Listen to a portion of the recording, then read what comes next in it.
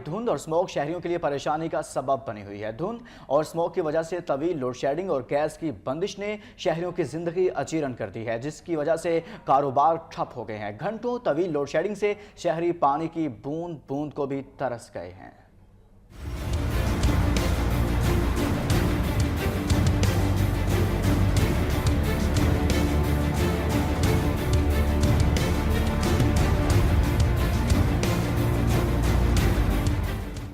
मुल्क भर में छाई धुंध और स्मोक शहरियों के लिए मुसलसल दर्द सर बनी हुई है। धुंध और स्मोक की वजह से मुल्क के कई ग्रिड स्टेशनों में बनी खराबी के बायस बिजली की सप्लाई बुरी तरह मुतासिर हुई।